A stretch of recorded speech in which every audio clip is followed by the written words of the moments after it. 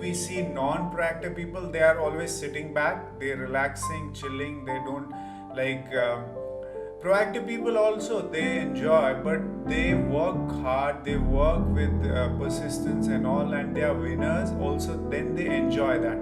But and non-proactive, letting other try make things happen, that other people should do it, they don't take responsibility, and okay, and passively hoping that extreme impose change. They are looking for the change when it will happen, so then we'll see what will happen and all.